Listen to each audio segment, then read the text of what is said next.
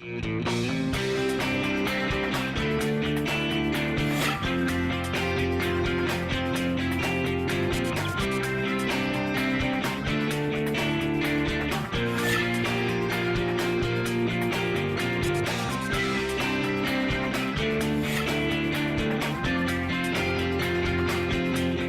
I'm Kristen Oaks-White. And I'm Avery Davidson. Thank you for joining us for This Week in Louisiana Agriculture, the only TV show bringing Louisiana farmers and consumers together every week. Well, the sign reads high water, and in my story last week, I talked about the struggle farmers are having across the state getting their corn into the ground. In that story, we talked about the rising backwater at Wiggers Farms. Here is some of that video from a couple of weeks ago. Now the Beff River has crested at 57.4 feet. Here's what that same field looks like. This week, TWILA's Carl Wiggers shows us the depths another Franklin Parish farmer is going to get his corn crop planted. Greg Kincaid is headed for high water, but luckily it's not in his fields. It's just making it very difficult to get to his fields. He's not just trying to get to his back 40 either. This 300-acre farm is a major part of Kincaid's farm. This is some of my better land. It's all irrigated.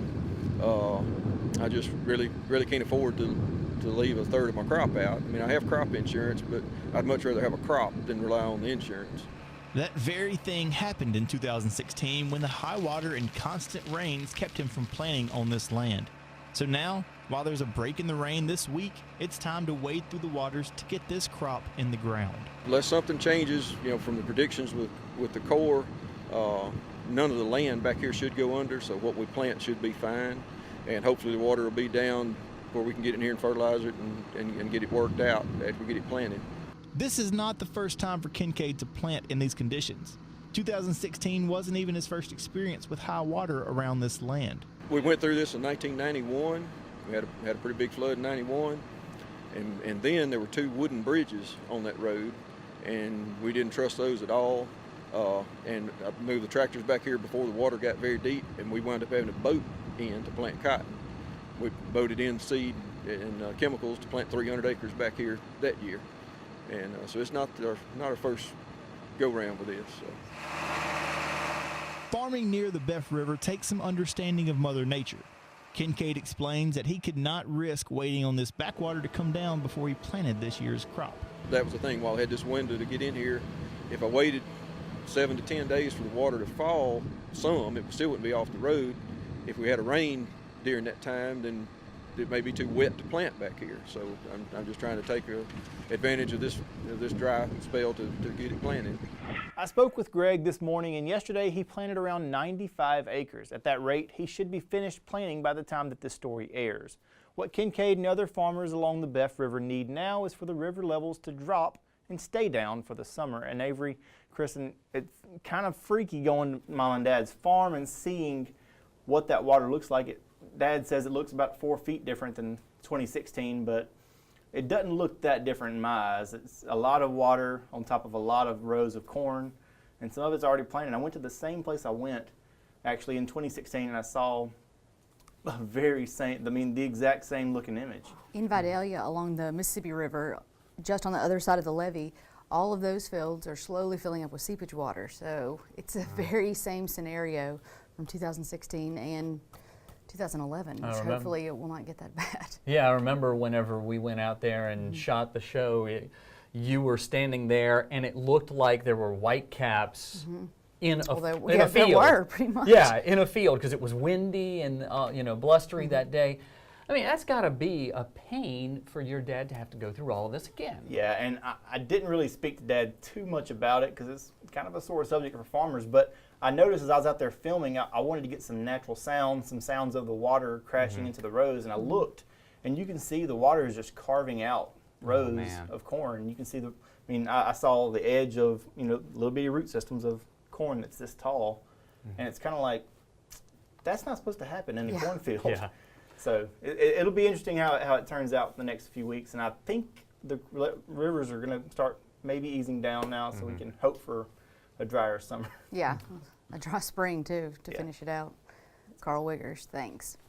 Well, the LSU College of Agriculture has at least 40 majors for students aiming to succeed in life. But it takes a lot of time, work, and money to get that education. That's where the Louisiana Farm Bureau's Sporting Clays Challenge comes in to help pay for classroom materials through the Ag in the Classroom program and fund scholarships for those going to college. Every shot is a hit for agriculture education. This is the 7th annual Louisiana Farm Bureau Sporting Clays Challenge at Las Palomas. Louisiana Farm Bureau board member Marty Woldridge says 34 teams traveled all the way to Benton, Louisiana to compete for a good cause. It's one of our largest ones that we've ever had up here in Northwest Louisiana. And when I say Northwest Louisiana, you got to admit, you got to realize we're only about 10 or 15 miles out of the state of Arkansas right now. But, you know, great facility here at Las Palomas. Great sponsorships from Ford Motor Company and Case and John Deere and all of our parish farm bureaus. The aim of this event is to raise money for the Louisiana Farm Bureau Ag in the Classroom program. Louisiana Farm Bureau President Ronnie Anderson says that money is then used to buy materials and provide training to teachers who teach agriculture to elementary and high school students. These fundraisers have meant so much to Ag in the Classroom over the years, and it's very important to us to be able to make the supplies available. And while youngsters benefit while still in school, this event helps those going to college as well by funding scholarships. So seniors graduating in the state of Louisiana, they're going to study agriculture at a Louisiana school, are eligible for a 4-year scholarship program. Anderson says the commitment of Louisiana's farmers and ranchers to support an event like this speaks to what they hold dear. It shows you how much they believe in ag and teaching kids, generations of kids, what agriculture really means. There's so many children nowadays that do not grow up on a active farm, and this is one of the ways that we can raise funds to do those activities and bring it to the teachers. Many of those teachers aren't aware of some of the things that we're trying to communicate to the kids, and it really works good. It's a benefit to the teachers, the children, their parents, and to us as leaders in agriculture. The 7th annual Louisiana Farm Bureau Sporting Clays Challenge raised about $20,000 for AITC and the Farm Bureau Foundation. To learn more about these programs and how to apply for a scholarship, visit our website at twilatv.org. Last week, the Women's Leadership Committee hosted their annual family conference where they traveled to the home of Tabasco, Avery Island, to see how this world-famous hot sauce is made. Louisiana Farm Bureau Women's Leadership Committee Chair Denise Canatella says this year's conference brought many new faces into the program. We have roughly 100 with some of our staff members. We're like at 104 members that are here from around the state. A lot of people traveled from all areas, which is really great. I have a lot of new faces I haven't seen before, which is always a great thing for me as the Women's Leadership Chairman to see. It means that our word is getting out there about how we're educating our members and how they want to come out and be a part of it. It's the Women's Leadership Project, but what it is in the spring we open it up to our spouses and our adult children, and we travel at different areas around the state, trying to expose ourselves and our members to the different areas of agriculture unique to those particular places we're going to go to. This year we chose Avery Island so we could come and see the Tabasco plant out here and how they make our Tabasco sauce that is all around the world now, we saw. I noticed that their number when I had passed had been at 174,000 bottles today that they've already produced and bottled. The idea of being able to learn more about different areas of production agriculture that we're not exposed to.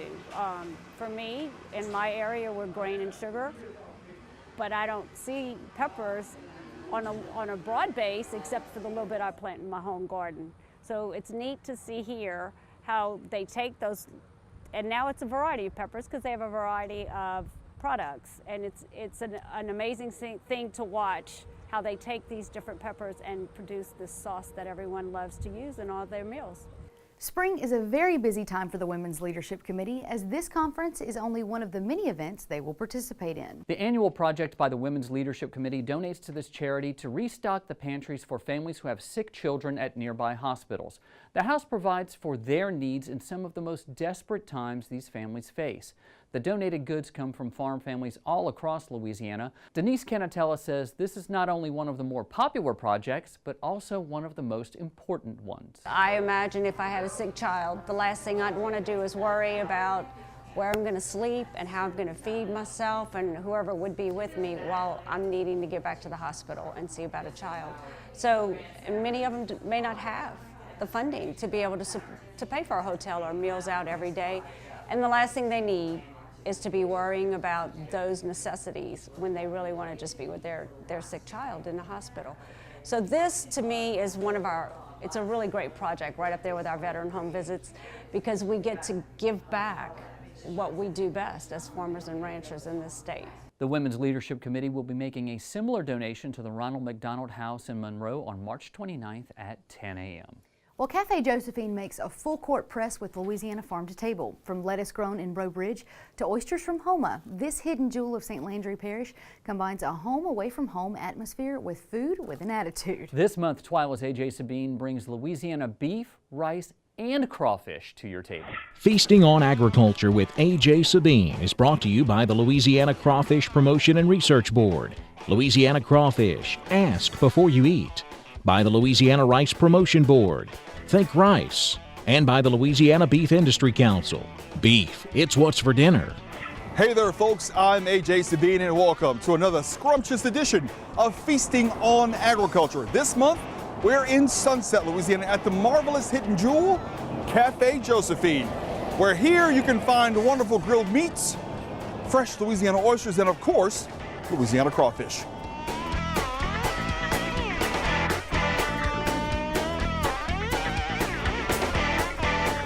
Joining us now is chef and owner, Chef Troy Bijou here of Cafe Josephine. Thank you so much for having us. It's a pleasure and a blessing for you to be What here. a wonderful facility. This is absolutely great. It's like eating at your house away from home. That's It's right. supposed to be, the ambiance and the atmosphere is just, it's supposed to be like you're at home, but someone else is cooking and serving you. Now, Chef Troy, you know one of our viewers wrote us on our Facebook and said, hey, you need to come check out Cafe Josephine. Why is this such a hidden gem here in St. Landry Parish? Because it's about quality. It's not about quantity. We're very quiet. We don't do a lot of advertisement. Word of mouth has been our best avenue of advertising to people. Folks, you guys are definitely farm to table. Yes. You guys source a lot of your ingredients from farmers and ranchers and producers right here in Louisiana. What are some of those producers and purveyors? Well, like on the Breaux Bridge Highway, I use Mike with L&L Seafood, who handpicks all of the crab meat and the crawfish, and he's very meticulous. It's very clean. We also have our lettuce hydroponically grown here in Breaux Bridge. Gila Cow Outpost is the people that do that. So we get our lettuce fresh and alive a couple of days a week. And this is a ribeye cap. But the reason I did this is to show people exactly what the ribeye cap is. Of course, everybody's favorite piece is that wet, succulent piece right along the edge. And what they do at my vendors is they roll this right off the top of this and send it to me, and they sell the eye to someone else. Gotcha. So this is, every bite is the great bite. Every bite. Every bite. Every bite is the great bite here at Cafe Josephine. Yes. You heard that. Yes. Now, how hot do you get this thing? It gets about 400 or 500 degrees. And how I stay so big, I don't understand. It's not like I'm sweating any weight off. You know, it stays on for some reason. But we're really about local, about trying to stay in and stay with local growers and do farm to table. Does not have to be 3 little bites like they do in a lot of places in the country. You're right. Because Cajuns here are going to boycott you. Okay, they want to feel like they got their money worth. That's right. And they feel pleasantly full, and they get that here. What all do you have in here? Onions and bell pepper and garlic and celery, green onions. The Trinity. The Trinity. Okay. The true Trinity. The Holy Trinity. That's it, yeah. And then you're going to sweat this out, and then we're going to put some crawfish in it. Oh, yeah, and then we're going to put that right over rice. And yum, yum, come get you some. You just got to build layers of flavor. You see, you got to put this nice butter on here and let it caramelize, and it creates levels of flavor. See what it does? See what the fire does? It's like making a gravy. We're making gravy on a piece of meat.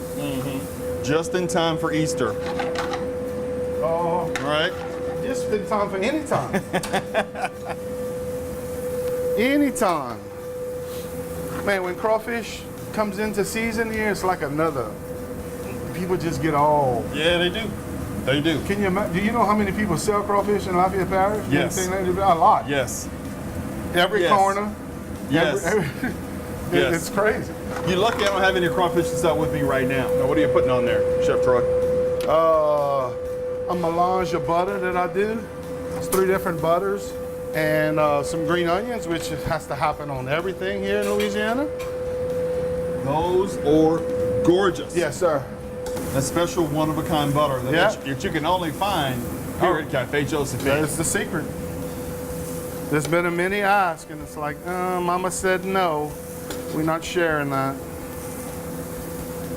Now that you've brung out the oyster, Chef Troy, we need to get some tasting going on. All right, here. we can do that, my friend. All right, well, folks, you've seen him lay out the oysters. When we get back, Chef Troy and I are going to have a wonderful time with his crawfish etouffee, his oysters, and of course, the ribeye. Stick around, we'll be right back.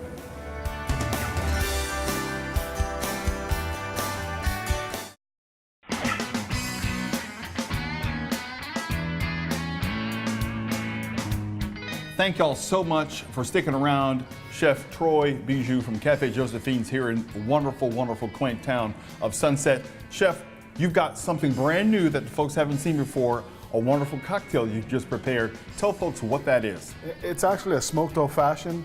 It's basically a play off of the regular old fashioned. It's just, we go ahead and fire the wood up and let the smoke infuse the glass, and black cherries and orange juice and Maker's Mark, and here we go, my friend. Thank you. Now, when you talked about these smoked old fashioned, I thought you were talking about me. Then I realized that there was a cocktail involved. But anyway, kind of give folks a roundup of everything that you've prepared here. These wonderful, wonderful oysters. Go ahead, kind of. Well, of course, we start off with the raw oysters because typically it's one of the first things people eat at the restaurant. We buy them clean and fresh out of Houma, right. And then we have the charred with the famous juju butter. That's just me and God made that butter. Okay? You need to put that in a jar and sell it. I'm just telling you. That requires a stainless steel room and permits, and no, we tried all that. Okay, well, I'm just trying. We're gonna let people come to Josephine's and enjoy it. What else do you have here? And then we have the ribeye cap, which we're kind of well known for here. It's the top of the ribeye. If you watch the whole segment, you're gonna understand what part of the ribeye. It's the best bite. And why not get the best bite, the whole thing? Well, Chef, I don't think the best bite is exclusive to the ribeye cap because this looks wonderful.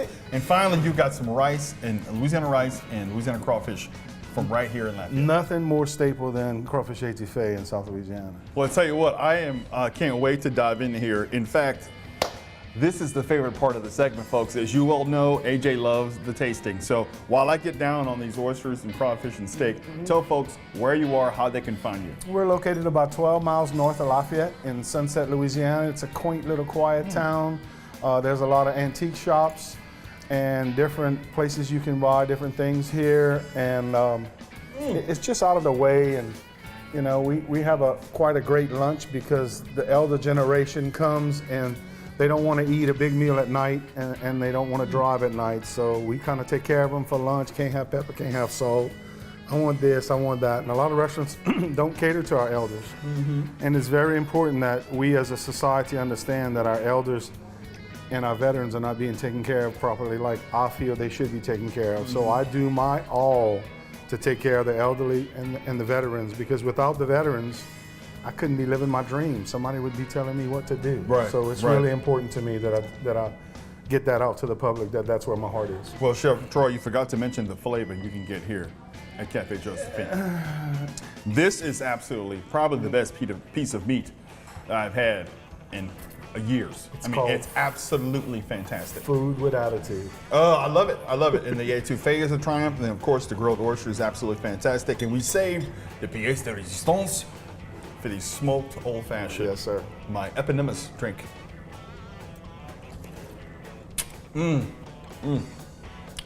Might have something good, yeah. Yeah. Not too many, though.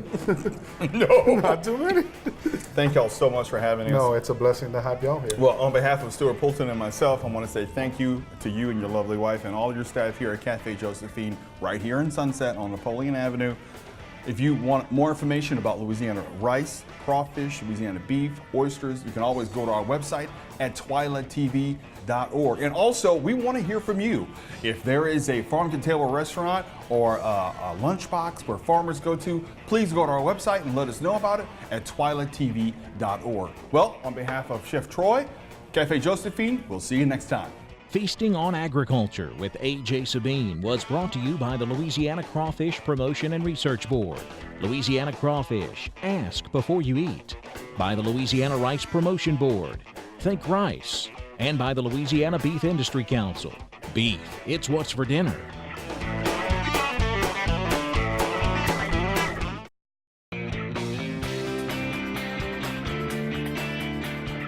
It's been a while since we've gone online to see what's trending on TWILA, but we're bringing you up to date this week with the latest social media news. This week is National Ag Week, and March 20th was National Ag Day. Many of you took to social media to recognize the contributions farmers and ranchers make to our everyday lives. And while some folks believe that this holiday is simply a time for farmers and ranchers to pat themselves on the back for working long hours and under tough conditions, that is not the actual intent nor the purpose. Yes, National Ag Day is a time to celebrate and show our appreciation to the men and women who feed us, but it's also a time to clear common misconceptions about the ag industry and to educate consumers how their food and fiber is actually produced. Many ag groups and state farm bureaus use social media to share industry facts and inspirational farm info for their followers. Some members of the Louisiana Farm Bureau's Women's Leadership Committee celebrated National Ag Day in our nation's capital with legislators and policymakers on the Hill. National Ag Week also gives the farm community a great platform to show the public just how far the industry has come with technology and food production. Dairy Strong tweeted this great fact. Today, producing a gallon of milk uses 90% less land and 65% less water, with a 63% smaller carbon footprint than in 1944, all thanks to improvements made by dairy farmers in cow comfort, cow health, nutrition, and breeding. Vice President Mike Pence tweeted a link to his address at the USDA on Tuesday with the caption, "Today on Ag Day, we celebrate America's farmers and agriculture community who help feed the world, fuel our economy, and drive our success as a nation." The Senate Ag Committee tweeted a wonderful video rendition of Paul Harvey's "So God Made a Farmer" speech. And on the 8th day, God looked down on his planned paradise and said, "I need a caretaker."